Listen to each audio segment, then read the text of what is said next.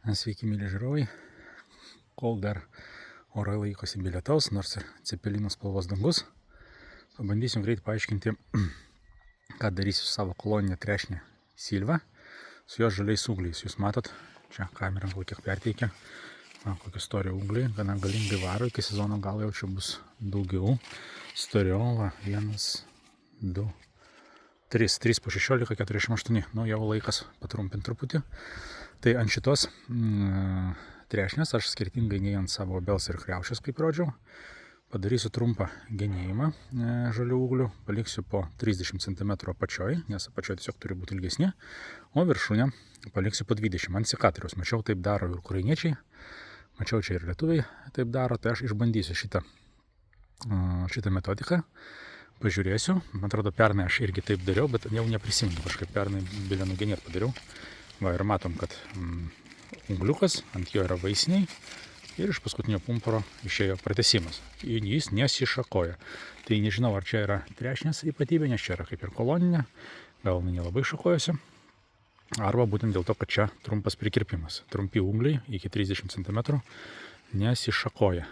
Čia jinai yra per tanki dabar, matosi labai, pavyzdžiui, bent jau šito vietai, bet paliksiu abu ūglius, nes neaišku, kas čia išgyvens, nes žiūrėkit, nuo drėgmės, nuo lautinio lietaus, čia trukinėja, kiek čia matosi, va čia yra įtrukimas žievės, čia įtrukimai yra keli žievės trukimai, tai neaišku, kas čia bus, tai paliksiu kuo daugiau žalios masės. Tai va, tai kaip sakiau, viršus 20 cm per sekatorių, apačia per 1,5 sekatoriaus pritrumpinu ties išoriniu lapeliu. O, pavyzdžiui, čia ir parodysiu ir paskui parodysiu jums rezultatą. Žiūrėkit, 1 sekatorius, 1,5 kažkur čia. O, ir mes jo taip viskas pritrumpinam. Palieku tokį kotelį, kad čia neišdžiūtų, paskui pavasarį pataisysiu. Tai žiūrime rezultatą.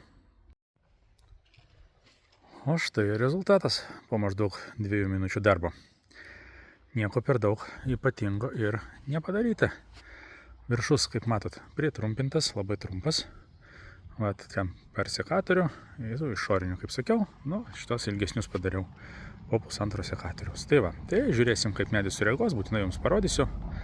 Tai gero mums visiems sezono, gerų orų, tikiuosi, kad lietus pagaliau baigėsi ir bent kažkas tai išgyvens liūtis. Šalčius išgyvens gal ir liūtis. Trešnių neturiu, ant šito medžio buvo 10, bet špokai viską nuvalgė, tik vieną tespėjau nuskinti.